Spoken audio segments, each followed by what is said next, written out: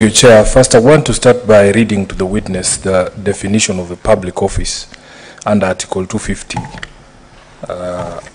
Chair, 260. Chair, the definition, public office means an office in the national government, a county government, or the public service if the remuneration and benefits of the office are payable directly from the consolidated fund or directly out of money provided by Parliament. Having read that to you, Mheshimiwa DMK, is it still the position of the Meru County Assembly that the position of Ambassador of Meru Hustlers is an office in the public service? With that definition in mind, is it still your position that the office of Ambassador of Meru Hustlers or Patron of Meru Youth Service, doing no salary from the consolidated fund, is still an office in the public service? Yes or no? It's still my position that it's... You do understand that the Constitution is the supreme law. What the Constitution says is the law is the law. Is it still your position, even with that knowledge now of what the definition of public office is, that this position of Ambassador for Meru Hustlers is a position in the public service? No. Thank you. Now, you had told us, or you played a video of this first gentleman speaking at some rally on the question of messages or SMSs from Honorable Mburi Apuri, the allegation of 10 million. Why is a speech by this first gentleman forming the basis of allegations against the county governor? What is the nexus between the things that a spouse says and their spouse? How does it attach to the governor? So probably the video was not played in full, or when I was making that particular translation of the video, the governor came because she was in that meeting and continued and picked up from where he had left about the same allegation that the husband made. But can we at least agree that spouses can have their own views, points of view, and ability to comment, freedom of speech, to speak about matters within their knowledge and purview? But when the speech makes things that are touching on the governor... Just say yes or no. No. Is it possible you and your wife can both speak on an issue and not be, you be dragged through a recall process in the assembly? Depends on the nature of that speech my wife would have made, and as to whether I was there or I confirmed it. Thank you. Yes. Now, you also... Yes. You are making a very important point. Honorable Kyogora. Yes, Chairman. God forbid, if your wife stole, would you be charged with the offense of stealing as the spouse? Of course not. So, what Edwin is asking you, or Senator Sifuna is asking you, is how does the offense of the first gentleman constitute a charge against the governor? If you listen keenly to what the transcript, what the spouse said is, Mpuru Aburi has been sending messages to the governor, who is my wife. So we believe him because they live together, that he should be paid 10 million shillings. So the governor has not refuted it by saying there are no SMSs or there are SMSs between Mpuru Aburi. She has not even attacked it in her replying affidavit to deny that those SMSs the husband is alluding to are with her, and that the MP for Tikane East has brought pending bills to be paid and 14 companies to be given tenders. Does the spouse of the governor give any tenders? Is he the CEO of the county? You've made your point. You've made your point. But my brother, in the interest of justice, if all of us were to be held responsible for what our spouses do, prison would be full of innocent people. You see, in this particular case, and the lawyers are in this room, the offense committed by the first gentleman was slander against the various parties. character assassination and slander, right? So how would you charge the wife with character assassination and slander that was committed by the husband? Yes, Honorable Chairman, that is one video, assuming that we do not charge the governor, like you have alleged, because of the mistakes of the husband. Let's go to the other video, where now the husband is alleging that these people, and inciting the public against two leaders who are popular in Meru, that is the Honorable Senator, and the CS, actually in the home turf of the CS, and alleging that these two people, the spouse speaks in the other video. Let's cast aside this video. There is this other video now. The spouse speaks that these people are demanding a share of the county government so that they can take the governor to the president, so that they can allow her to have access, or I don't know to who, to the powers that be, according to the spouse. And the governor comes and confirms, picks it up from there, and continues in a similar manner. Do we adduce that previous video that Senator Sifuna is talking about, the governor picked up from where the spouse left? But because it's not here, we can address ourselves to this video, whereby the governor has picked up from the husband and continued the same verification campaign. So when your spouse makes allegations, then you pick from there. He is now testifying, he is not answering questions. And you were very clear, you told him to answer yes or no. No. You've given your evidence. I'll protect you, Kiogora, because you must win your case. That's why you have come here. Perhaps, Chair, Senator Sifuna? out of that inquiry, I can ask a question. If somebody calls me a thief today and makes an unsubstantiated allegation that I'm a corrupt person or I am a cartel, the normal recourse is for me to sue them for defamation. Have any of the people who you have said are complaining about this vilification filed any cases against the governor and the spouse on the basis of criminal or even civil defamation? Yes or no? None of them has. Okay, thank you. Now, there was a question of the so-called vilification of the Catholic Church, and maybe some of the things that you are alleging were lost in translation, because you took us to the transcripts that start at page 108. I am lost. Can you show me with exactitude where the governor says the Catholic Church stole land in Igoji? I am struggling to find it in that translation. Can you point me to the page where that is? I think is there a page? Just give me a page. If you don't know where it is, you just say you don't know where it is. Where in the transcript can I see the translation of the governor saying that the Catholic Church stole land? Counsel, you are free to assist him. Counsel, it was you are free to assist him if there is such a page.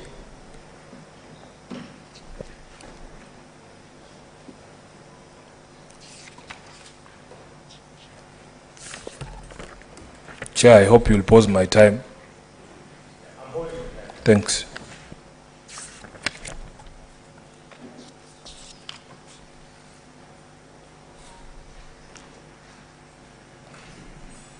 During evidence, you referred us to page 109.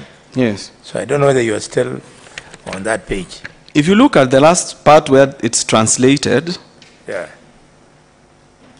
Because that land does not belong to my son, the land in question now in Nigoji, it is not my land or home. I am protecting the wealth of the children and the male and Meru people. And even so in our own evidence. Please, Mheshimiwa, in this document, the one you have filed, this is your own document. Yes. There is no place where there's a translation of the governor uttering those words. Maybe it exists somewhere else, but not in these documents. You agree with me? What is the context that you are speaking in? The context might not be here. That's what I'm saying. It's in there. These documents, the one that you filed, you can't point me to where the governor is saying those words from her mouth. They are not there. Let's move on. The video on this question of a forceful entry to the assembly, the video that you played actually stops where the governor has reached at the door of the assembly. Do you have video of what happens before she gets into the assembly? Is there video? There must videos.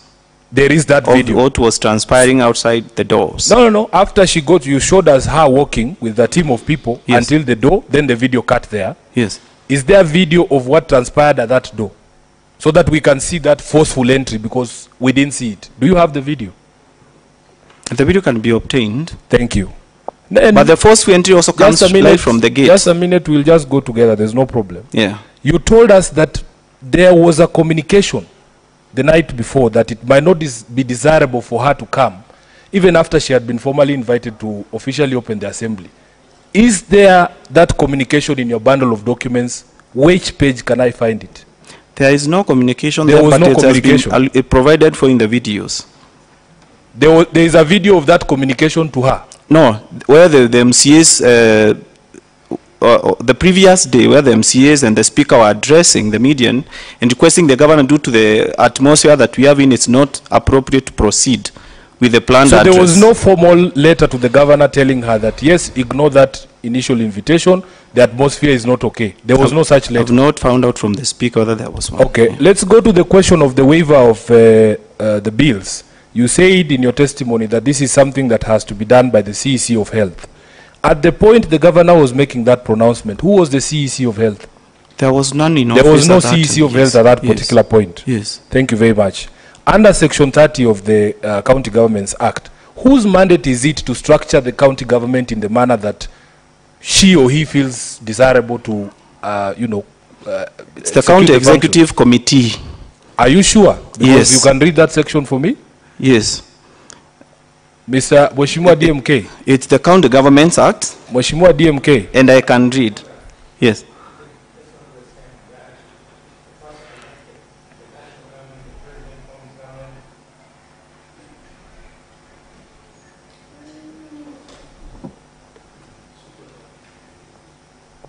At the national government, the president forms government once he wins the election. In the counties, the governor forms government. Anything else is wishful thinking. Edwin, continue. My last question, Chair, so that I yield time. There was a notice to the governor to appear for these proceedings that you showed us on your bundle of documents. Yes. How was that notice served on the governor? Was that notice served on the governor? Yes. How was it served? I took one copy. The clerk took the other to the governor's secretary. So you have a copy with an acknowledgement stamp that you can show this committee? That the governor received the motion. Yes. The fact that she went to court the following day because Just a minute. they refused to stamp it, the secretary, but the rules of service state that even you can serve electronically or you can leave Mheshimiwa DMK, at the door. I am a lawyer. I know Yes. the rules of service. That's why I was asking you, how was it served? So you Yes. can tell us it was by WhatsApp, it was by email. Just tell us how was it served. I took one copy to the governor's office and found the secretary together with the clerk. And the secretary refused to stamp, received, but she took the documents and the flash drives containing the evidence. Okay. Yes. Thank you, Chair. I yield my time. We shall manage. All of us shall have a bite at this cherry. Tobiko. Thank you, Chair. I'll move very fast on my questions, Chair. Chair, I want to state again that the EACC letter is asking the governor to respond to allegations.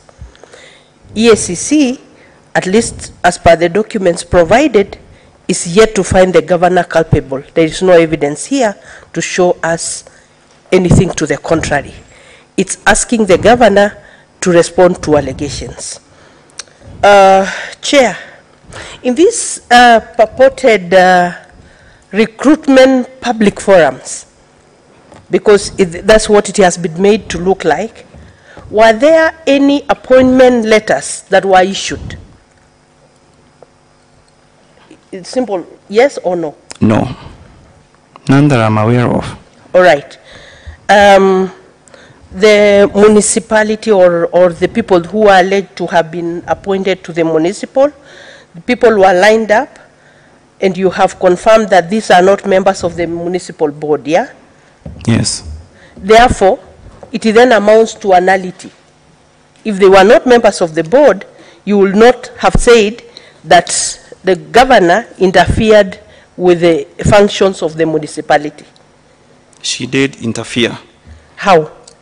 By appointing a committee to do the work that they do.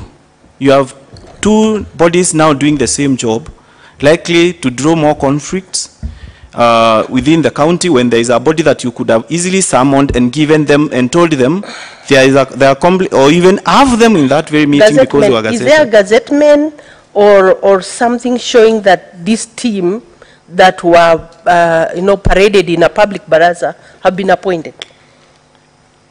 It's the Whereas there is another declarations. team in office? Yes or no? There is no gazettement. There is no gazettement. Yes. Now, I think just to follow up, same question that Honorable Sifuna has asked. This man, Morega Mbaisho, is he on trial in this Senate today? He is not. All right, thank you. On the County Assembly bundle of documents, volume 2, page 57, and if we can just look at it very fast, page 57, powers of Board of Cities and Municipalities, that is Article 21A. It says the municipality exercise executive authority as delegated by the county executive. So it is actually the county executive that delegates power to the municipalities. Yes or no? That's correct. So then the county executive is supreme. They can delegate whatever powers they want to the municipality, at least according to this article. Now, you have also confirmed that the governor has not expended any public money.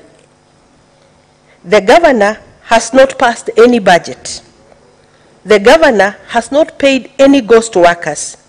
Would we then say that this is a wild goose chase?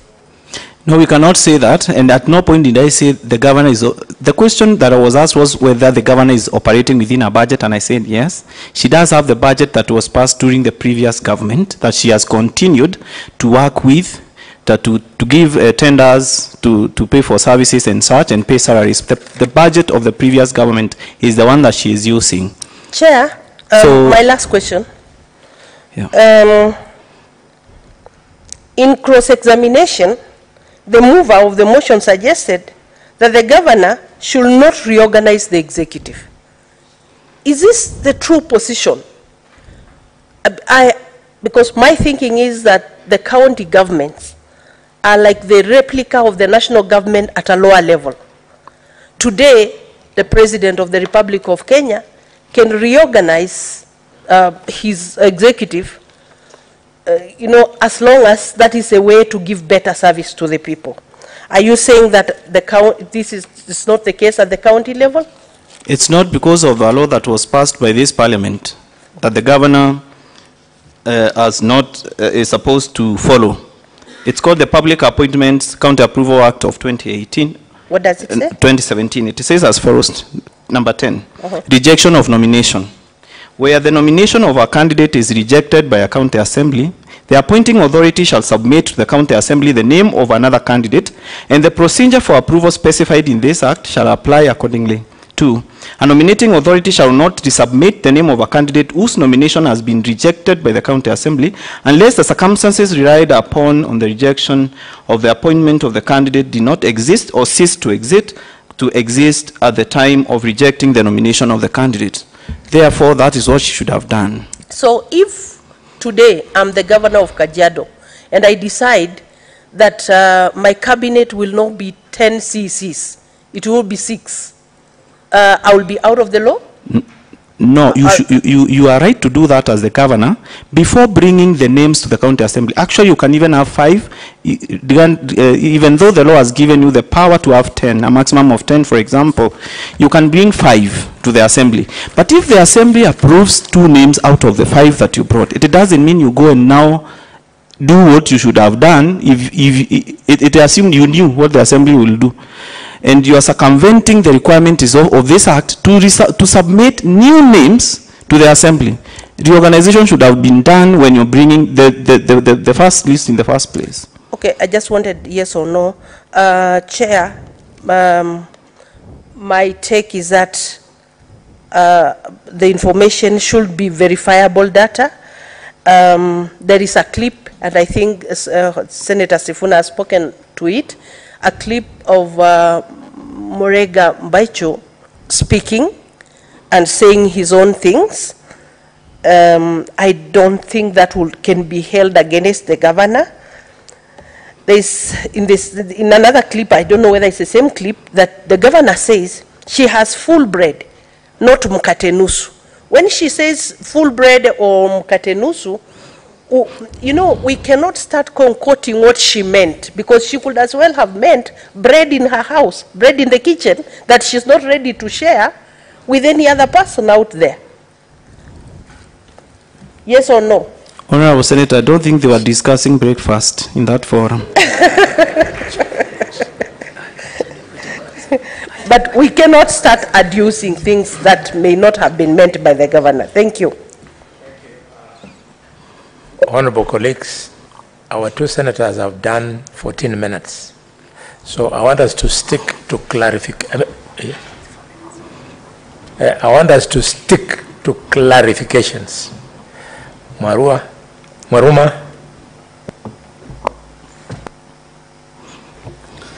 Yeah, thank you, Chair. I will ask questions out of the 5 counts on 2 counts.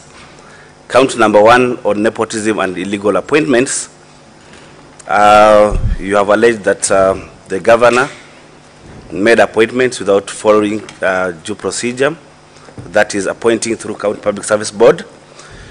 The questions that have been asked by my colleagues, you've answered them, so I'll not ask them. That is, have you cited appointment letters? Contracts, have they signed contract letters? You said no. Have they earned? You've said no, or you're not aware if they have earned or not. But my question at that point would be, why do you think the mitigation of the attempt by the governor to break the law or to violate the law, the mitigation should be by way of removal of the governor by way of impeachment? Convince me as the member of the jury that that is the best way. Thank you very much, Honorable Senator. The Constitution has put forth a mechanism of stopping lawlessness, and I think the Supreme Court in the Sonko case pronounced itself as to what is impeachable and what is not. And it's up to the County Assembly and the Senate to see what is impeachable and not. The courts are tied to the process, whether the due process was followed and the fair administration of justice was done. If you look at the, sorry, I have seen your consulting. No, just go on. Yeah, okay. So, so if you look at these particular charges that the governor has done and the multiplicity of them, there are 62. You don't know where to begin if you are to summon her or when the lawlessness will end. When the governor starts doing roadside appointments, and you have seen she has done like, she did 3 of those roadside appointments. We don't know when next she will stop doing it. The vilification campaign, when will it stop? Because in one of those videos, she had started appointing, she had done the appointments in like 4 words, appointing the people who came runners-up number 2. Assuming the president goes to your county and appoints the person who came number 2 to you as a senator, and they saying, this senator does not like me in the Senate, I will empower this one so that I can keep him busy in his ward. So there are so many things that she was doing that are leading to a multiplicity of charges that is leading to gross abuse of office. And when the governor has done the gross abuse of office, the cure that the Constitution has created is removal from office. It is laughable that within a duration of 100 days, just 100 days, someone has done offenses of this magnitude that we have seen in those videos. What if you gave her 2 years? Thank you. We can come with a big volume here. Thank you, thank you. Number 2 is on count number 4, on violation of PFMA or attempt by the governor to violate PFMA on waiver to patients. That was a roadside declaration. And then her edict that the revenue at Moi Teaching and Referral Hospital. It's Meru. Or Meru Teaching and Referral Hospital. We have the funds collected, spent at source. Was the infraction complete? Was that money spent at source? Was the waiver to the patients effected at the MTRH? Now, when the county executive gave the orders to to the CEO to waive and release patients who are at the hospital because of bails, that the first instance she's not supposed to give such orders. Even though the CEC was not in office at the time, they could have waited for CEC to come so that they do it. Just because the office holder who is supposed to gazette an appointment, for example, appointment to boards in the national government, the president is directs the cabinet minister to be the one named as to have appointed those names, because he's the one held responsible for appointing them to board. So in this case, the directives themselves are very wrong, that you retain the money at all. Affected? They should have been affected by now. No, do you have evidence that they were affected? No or yes? I don't have any evidence that they were affected. Thank you. But I expect they were. Lastly, Chair, there seems to be differences in the county government, both arms, the executive and the assembly. Have you had an attempt to solve these differences through TDR or ADR, that is traditional dispute resolution mechanisms, or alternate dispute resolution mechanisms up to now, and which are they? Yeah, there have been various attempts, but I wouldn't want to treat this motion as a dispute between the governor, because we have placed charges against her on various grounds like abuse of office, gross misconduct, and breaking the constitution and national and county laws. So I don't know how you now be able to mediate so that somebody stops something that they're not supposed to do. That is one. Assuming that there were those disputes now, there are forums that were called. There are several ways. Yes. Through forums now that we are about to mention. You can go through the church. Yes. You can go through elders. Have there been any attempt, for my records? So there have been attempts to hear out what is going on in Meru by the Council of Governors. They convened a meeting at Windsor sometime in October. The House leadership attended and the governor. There were attempts. Then the governor herself, first of all, the assembly was the one seeking to have a sitting with her. I did a call myself. The speaker was doing calls. They went unanswered. The governor now started calling us when we started the process of impeachment. Oh, come, we sit down. Before, she was ignoring all of them and going to radio.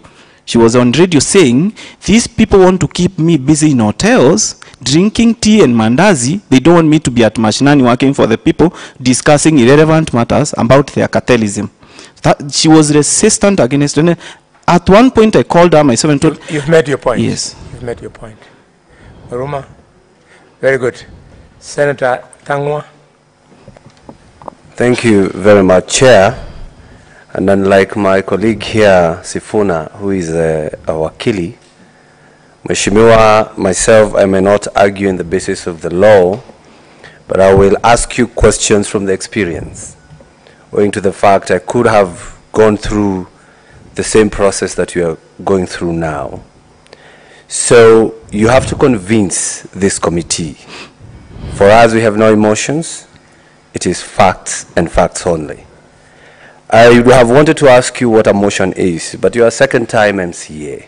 So I can ask you, other than this motion, have you brought to the Meru County Assembly any other motion of whatever nature since you are elected? Yes, I've brought many motions to the County Assembly. You can mention two or yes. one? I've brought a motion seeking to revise, actually it went through to revise the finance laws that were guiding the county, that is in the previous County Assembly.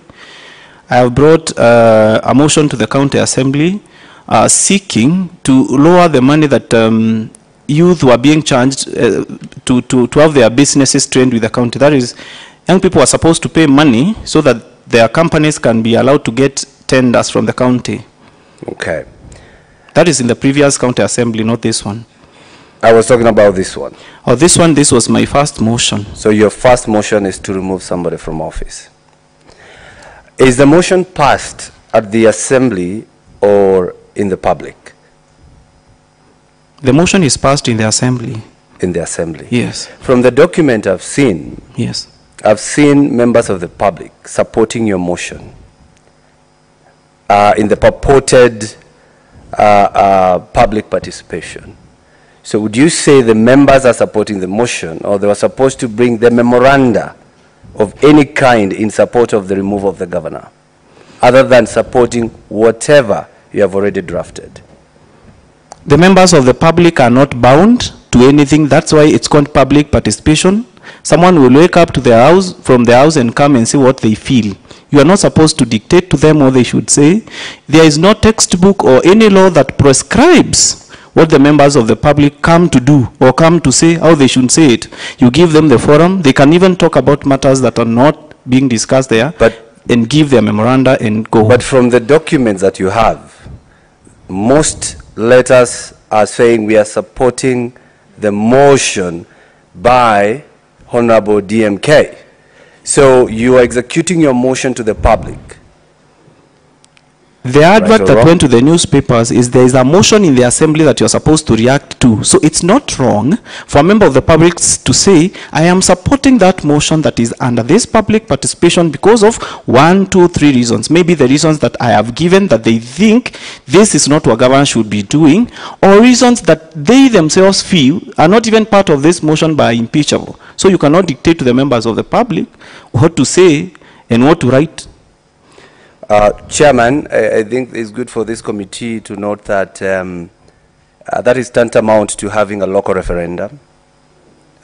This document that have been presented to us, which is true, is given by the County Government Act, Section 90, but need to be carried out by IEBC. Another question is, it was said here that the 67 MCAs cannot be wrong, right? Yes? They cannot be wrong. But you also know that mob justice is illegal? I don't think MCAs are a mob. They are elected representatives of people. To avoid being accused of calling them mob, that's why I'm asking for this kind of evidence. We have agreed here that other than the video evidence that you give here to this committee, video evidence, there is no other document purporting the hiring of those roadside declarations, the pay slips, letter of appointments. So we agree your evidence is only based on video evidence. No, my evidence is there to support the post that the governor wrote doing some of the appointments via Facebook. Then there are the videos. There is the signed affidavit about the sourcing of the evidence that I brought to this very house. Then when, yes, there is also evidence from the Ethics and Anti-Corruption Commission that is supposed to enforce Chapter 6 of the Constitution. I don't think our CEO of the EACC that has been mandated by the Constitution to look at breaches of Chapter 6 can sit down and write something on EAC. So we also relied on that letter as evidence. The letter that was talking about allegations. I'm a Catholic. Are you a Catholic? Yes, I am. And you know we do have liturgical colors. Yes, we do. It is mentioned here that the issue of red, and I wish this issue was not here because I wouldn't want to discuss my church. But you know red is a symbol of passion. It is only worn in church when we are celebrating martyrs. Those people who have been prosecuted without committing crime. Yes. So could you say that you misinterpreted the colors to mean something different? The church was being prosecuted by the governor for committing no wrongs. Okay.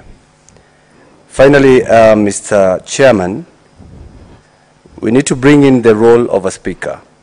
Do you know the role of a speaker? Yes. From the assembly. Yes. He's supposed to be impartial. Yes. It has been mentioned here that he himself has been saying, or is quoted in media, saying that the governor must go. Has that evidence been adduced here? It was mentioned here on the meeting of 18th. I can regard that as hearsay because I never saw any evidence of the speaker saying those words. Okay. Do you know that a government entity with the right legal framework can collect money and spend at source? For example, the water companies. So do you know with that they can spend money at the source, even hospitals? Hospitals? Yeah. But what does the Constitution say I'm about saying with the right framework. with the right legal framework here? Yes. Do you know Yes. that can happen? Yes, yes. So has the County Assembly of Meru tried to pass such a law? No. They haven't. Yeah. That's all, Chairman. Thank you, Senator for Kiambu. We now listen to the Senator of Machakos. Thank you, Chair. I just want to follow up with what Senator of Kiambu has just asked about the red attire in the church. If I say that the governor was responding or responding to the video that I've seen here, saying that they are wearing the red attire and they are going to pray bad prayers for her, will I be right? You'll be right. I'll be right. Yes. She was responding to what they were saying. Two, if I may ask you, because you said demons are only cast in churches and in crusades, your own words. Where is it maybe written in the Bible or anywhere we can refer to that one can only cast demons in church or in crusades? In this motion, there is nowhere we have mentioned governor was casting out demons. No, somebody asked that question and then you answered. It's the practice that I've always seen from evangelicals. I'm not one. It's only what you've seen people do. Yes. There is nowhere written that you cannot cast out demons in any forum. What are demons? Well, you mentioned it yourself. Order, So again. I'm only Senator. I'm only questioning you about what you said in this forum. Okay. So you should tell me what are demons. Because you said it, and you say they can only be casted out in church or in crusades. I said that there is a setting for church services that includes praying for those who are demon possessed. According to what I've seen in practice. And that was not the case in the motion. There was no demons that were being cast, or someone being told, come here, we cast out your demons. I've not seen that anywhere. That's what you said, and I just wanted you to clarify Yes. or substantiate. Yes. If it is true, those demons can only be cast out in church or in crusades or anywhere else.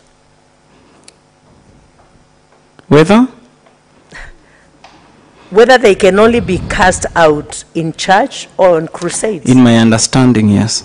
In your understanding? Yes. I can say that you are wrong because a prayer can be made anywhere, even here in this forum. A prayer can be made. Okay? Then there's a difference between prayer and casting out demons. This video, yeah, a prayer, you can pray and you can cast out demons as you pray. You can. It is possible. Okay, Honorable Senator, I'm lost. Yeah, because what you don't know, don't indulge into it because it will cause you problems. So one, the governor was responding in that clip to the sayings of that they are wearing red and the prayers that they can pray against her can harm her. So according to me, and according to the video, she was responding to those. But those were not her words. She was only responding. Two, the 10 million for Ward Development Fund that you talked about, was it executed and given to the MCAs, and did they implement any projects in their wards, the 45 wards, before coming to demand for more? Are those 10 millions over already? Thank you, Senator. At no point did I talk about Ward Fund. The entire period that I've been here, I never mentioned it anywhere. It's not in my affidavit. Ward Fund does not exist. And it's counsel for the governor who mentioned it during the day I was following on TV. and saying that the governor has disbursed 10 million to MCAs and there is nothing like that I've done. And if the governor does that, it's illegal. Well, there's somewhere we read about that, and it was, I think your counsel was guiding and asking question about the 10 million and the Ward Development Fund, and that the MCRs differed with the It's governor. the governor's council who was saying, who had indicated that the governor has released money to these people, 10 million per ward, and the dispute is they are coming for more so that it gets to 20 or 25. Those were his exact words because I was following, and there is nothing like that anywhere. Okay. And Ward Fund is not a contest before this house. Okay, all right then. Thank you. Thank you. Senator Roba. Thank you very much, Chair. In the process of questioning, there is one issue that was mentioned, and for the record, it was inappropriately captured. The issue of whether the governor has a leeway to decide whether he can operate with 5 CEC, 6, 7, or 10. Article 179(3) it states that the structure or the number is 1/3 of the MCAs, total number of MCAs, up to a maximum of 10. And as such, there is no leeway. It's not discretionary. That is just for the record. Now, my question. And I will go straight. Allegation E, misconduct relating to nomination of county executive committee members. And of particular interest to me is this is, impeachment of Honorable Kawira Mwangaza, the governor of, Meru County. And as such, every allegation that has been leveled, the committee and this house must be able to make sure that every information in it is gotten with clarity. And as it relates to E of that misconduct, reorganizing her government to 6 departments and 3 CEC members after the rejection of some nominees instead of submitting names of other candidates to the county assembly for approval. Now, before I go to the question, for purpose of just clarity, because I just want yes or no at the end. Article 179(1) and 2 says the executive authority of the county is vested in and exercised by the county executive committee. The county executive committee consists of the county governor and the deputy governor. That is in as far as Article 179(2). Then the County Government Act, Section 30, which Senator Sifuna talked about, and is of particular interest to me, 30E, which is 30 deals with the functions and responsibilities of a county governor.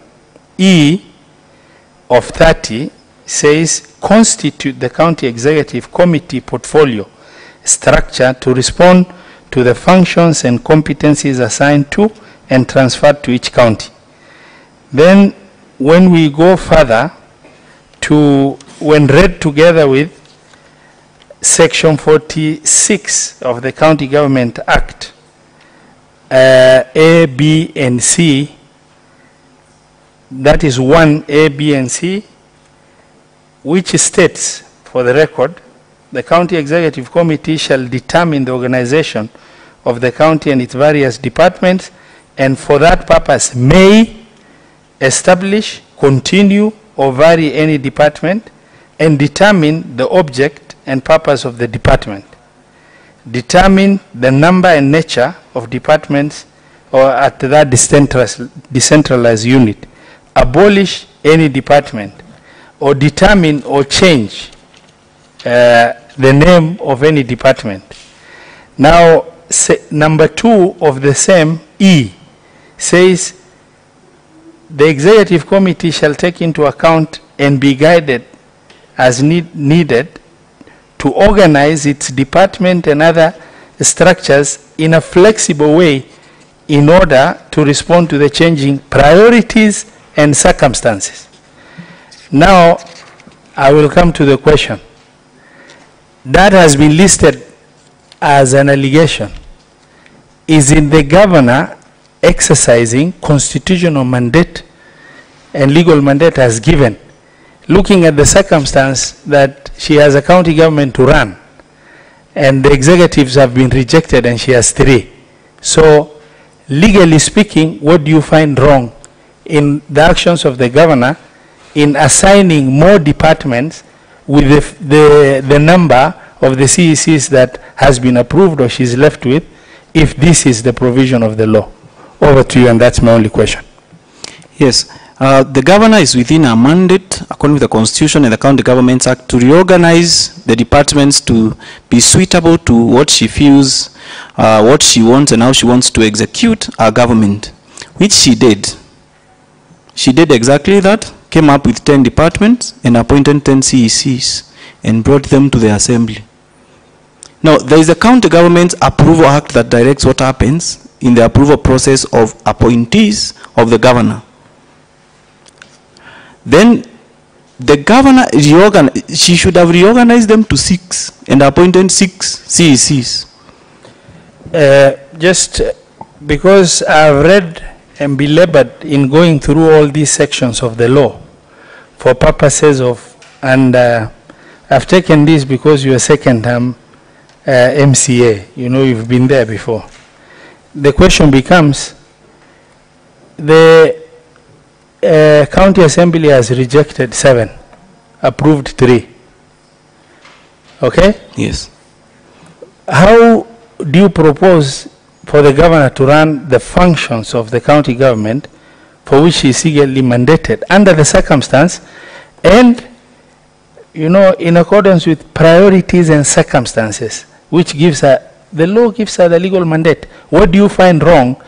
Because you've cited that as an allegation against the governor for, you know, just executing her mandate within the law. Honorable Senator, through the chair, would I be allowed to, I would like to seek your permission, Mr. Chairman, to see whether I can ask a question to the Senator regarding the same. Very well. You will not do that. He will answer, then ask if he wishes. Okay. No, the chairman has directed. Yes. The chair has refused. Thank we you. shall not change the process. Thank you. Otherwise, a high court, one of you might go to court. Yes. You will not be satisfied. Yes. With what we have done today. Yes. And if the process is found faulty, yes, that'll be it. We will have wasted time. Yes. So you will not ask a question at this stage. Yes. Yes. So my issue would have been with the County Government Approval Act that provides for what happens when the names are rejected. Is it a law that should have been followed? Yes, I would answer that the law should be followed when she is supposed to reorganize the government. That is simply by looking at the reasons for rejection and not going to a rally, verifying the rejection and saying those MCAs, like she has done in those videos, acted in bad faith. These were good people. She should have looked at the reasons for rejection, just like Parliament rejects some names. I don't expect the President to go verify Parliament. Mheshimiwa, I'm avoiding a statement of premeditated commitment of the execution of the governor before, because the processes of the law does not assume there will be vacuum anywhere. Okay? The circumstances within which the governor operated, yes, under the circumstance. Yes. Because the only thing the circumstances by what you are trying to justify is your expectation as an assembly, because you've rejected 7, is that the governor should have been grounded completely. No. Whereas the law and the sections I've read allows the governor legally to execute that mandate within the law as she sorts out the other issues that you're mentioning of going back, identifying other CECs, resubmitting, or resubmitting with reasons if the assembly has given her reasons for rejecting, which is able to be addressed by the governor. The county government, the County Assembly's Approval Act has told the governor what to do so that there is no vacancy, like you are alluding, Honorable Senator, that she should seek fresh names or even bring those names if the circumstances have changed. Okay, So, Chair. unless you say that this law is invalid. Mheshimiwa, asante. I'm finished, Honorable Senator. Thank you, witness. Take no offense. This will help you going forward. Thank you. Senator Folam. Thank you, Chair. My questions will be very brief. I just want to know, in your own opinion, if someone appoints a spouse in a volunteer position, would that be nepotism? Depends on the nature of the volunteerism. It depends on what they're appointing them to do. Okay. Question number 2. Can be nepotism if they were appointing them in a nepotistic way. Sorry, I've not understood. I'm saying, you have asked me whether it can be regarded as nepotism. I'm saying it depends on the nature of appointment. So if it was nepotistic, whereby the spouse is given, where there is a competition somewhere and the spouse has entered the competition, where the governor has powers to decide who gets what and gives the spouse, that could be nepotism. So I'm addressing myself to the circumstances of this appointment, whereby the governor expressly appoints the spouse to an inexistent office. Question number 2. Is there any position that Her Excellency the Governor created in total disregard of the Public Service Board? Is there what? Is there any position that Her Excellency the Governor created and drew public funds in total disregard of Public Service Board? The governor created the positions that she appointed the person of the husband to, but I'm not aware of any funds. Like she said herself, the position is not supposed to be remunerated, but it's not about remuneration like I've indicated before. Question number 3. Why do you think that it was very important or it was necessary for the governor to forward the name of the husband for approval, or rather for the vetting and subsequent approval to a position that she seemed to suggest that it was a volunteer position? If you look at the positions that were created by the County Government Act, the positions of the board to the Meru Youth Service, all those appointees are supposed to be submitted to the Assembly for vetting and approval. Now that she has created an office and appointed somebody, she needs to follow the procedure and bring this person. Then that way we could also be able to look at the law where it is instead of filling the office directly. Most of the offices of boards, like this one is a patron of a board, are supposed to be brought to the Assembly for vetting. Thank you, Kamau. Senator Wakenyori. Thank you, Chair. Honorable Kyogora, in the spirit of comradeship, because I know you are a student leader like me, allow me to ask you a few questions to guide this committee in providing sound and good decisions to the people of Meru. One, what's your opinion in the duty, if any, of a first gentleman? And is he expected to shy away from any duties at all? Maybe and if you reason with me, maybe the governor was just complimenting her husband. You know, you can call your spouse darling, honey. Maybe she was calling him the patron of Meru Youth to allude to his youthfulness, or the ambassador of hustlers at least to show his hustler credentials. So would you therefore say that the governor's spouse is bound by Article 10 of the Constitution regarding national values and principles of a public officer? Yes, Honorable Kyogora. That's my first question. Yeah, I would not support your thinking, Honorable Senator, that this might have been done because of love. You can easily kill someone because you have found them with someone that you love. And you say, I did it because of love. Does that mean that the judge is going to forgive you because you did it out of love? You're going to be jailed for manslaughter if you did it out of passion. Now, if the governor was breaking laws out of excitement, out of love for the husband to give him various portfolios in the government without following the due process, then that is very unfortunate. And I don't think the other 46 governors of this country are unromantic so as to appoint their spouses to county offices by creating offices for them. In fact, we have 6 other female governors. Do you want to tell me they don't love their husbands? My second question, can you confidentially, in confidentiality or confidently confirm that any of the roadside appointees are currently holding appointment letters? I cannot confirm that. My third question and last one, can you tell this committee that the motion of impeachment is not fueled by personal vendetta because the members had hardly known each other? Yeah. Yes, the motion cannot be fueled, could not have been fueled by personal vendetta, either from the mover myself or from the members. Because on August 9, 2022, only 9 members out of 45 were re-elected. So there is no way these other people who have come in as new could have been having any vendetta with the new governor because they are new.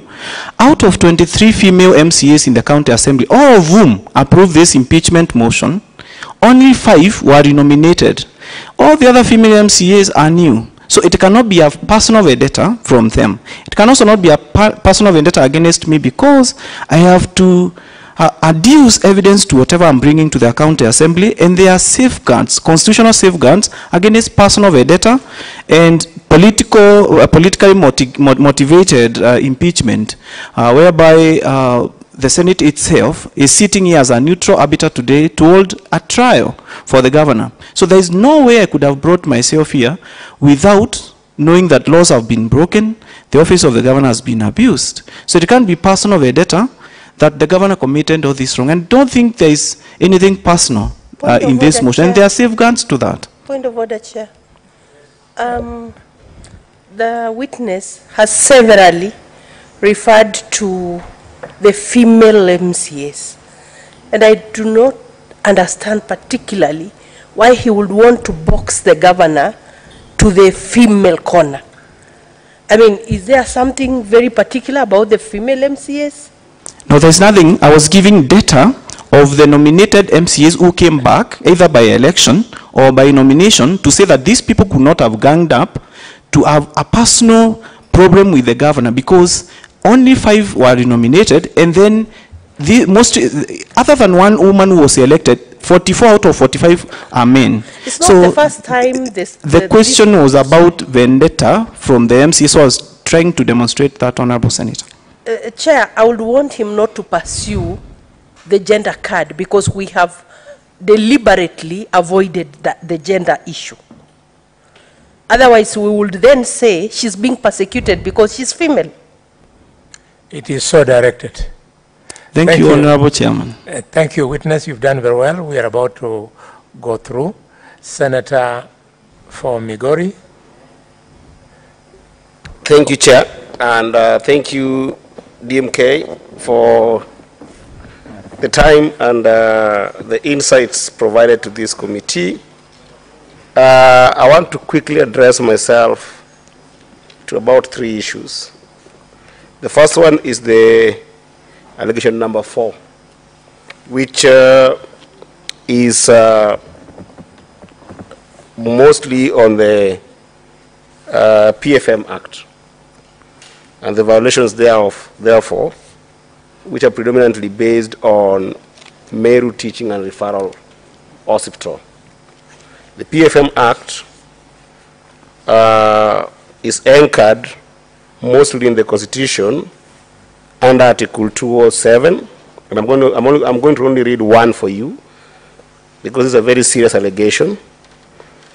The Article 207, Subarticle 1, says there shall be established a revenue fund for each county government, into which shall be paid all money raised or received by or on behalf of the county government, except, and I want to underline that word, except money reasonably excluded by an act of parliament. Article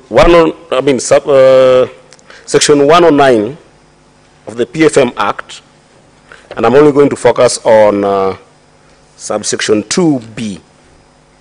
Subsection 2 says, the county treasury for each county government shall ensure that all money raised or received by or on behalf of the county government is paid into the county revenue fund, except money, and that's why I'm going to B, that may, in accordance with other legislation, this act or county legislation be retained by the county government entity which received it for the purposes of defraying its expenses.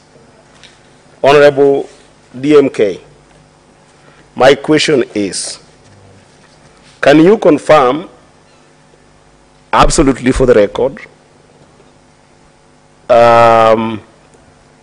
that there is no county legislation that allows for retention of funds by the Meru Teaching and Referral Hospital? There is none. There's none. Can you also confirm or share with this committee if there is any bill or any proposed laws under the County Assembly of Meru on this matter? There's none. There's none. Thank you so much. My second question will be on public participation, and it's a question with options. Who carried out public participation, in your view, in the Assembly with regard to the motion that is here? Option A, members of the County Assembly of Meru. Option B, a committee of the County Assembly of Meru.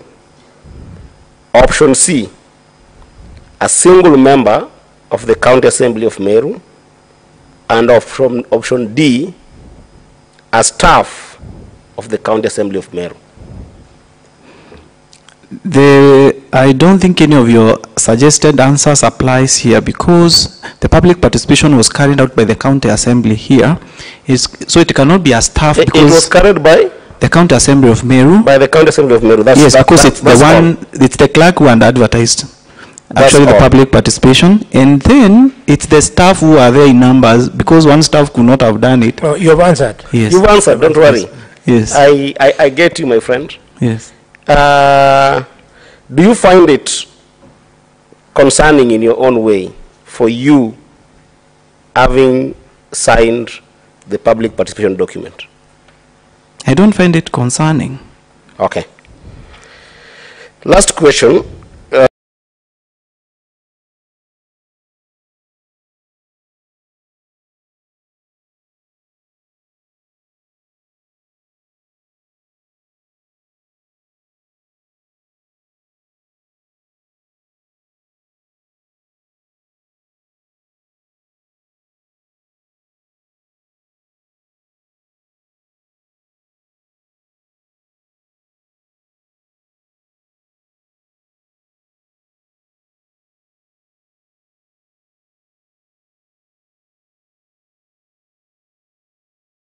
She said that she wanted to employ 4 people, but it seems like it's 2 people who she has agreed with. And sometimes the public is hard saying, yes, employ that one, but she doesn't hear what they say. Then she tells the applicant for the job, you have been rejected and go down. So sometimes she's not even in sync with the public on the person the public is telling her, employ that person, which is wrong, because there is no provision in law for public participation in employment, if that was it, or roadside employment. So we are talking about firefighters here. Is this a specialized job, or it's a job anybody can do? It's a specialized job that requires someone to be trained either at the National Youth Service or any other body that trains firefighters. Is a political rally, sir, listing, vetting the persons who are appropriate for that specialized job? No, it's not. At any rate, does the governor have any legal mandate to recruit county workers in a public forum, in a political... Content of the press conference similar to your expectation of the agenda before you attended the meeting, in your understanding now? No. Okay, thank you so much, Chair. Thank you. Before we migrate to the next point, I'll allow Senator Thangwa or something just to wrap up. Yeah, thank you very much, Chair, for this opportunity. It is on a question that I asked, and the same question has been asked by Senator Fomigori, Senator Eddy, on the issue of whether there is a legal framework that allows the Meru County Referral Hospital to spend money at source. Mr. Speaker, there is an act, and it is called Meru County Teaching and Referral Hospital Board. A board is established, and if I can read to you section 14 of that act, it says, after a board is established, the board will have funds, and the funds of the board shall comprise such monies as may be appropriated by the county assembly. So the county assembly put the money into that fund. Such sums as may be realized from the board's business. So that is the amount that they charge at the hospital. Monies earned or arising from any investment of the funds. Such grants or transfers as may be received from the national government. Grants and donations received from any other lawful source. Such monies received as user charges, fees payable, or insurance. And Mr. Chair, the board has a director and they have a CEO who at least 3 months before the commencement of each year, financial year, the board shall cause to be prepared estimates of the revenue and the expenditure of the hospital for that year. So maybe we go back to the witness, Honorable DMK. Are you aware of that act?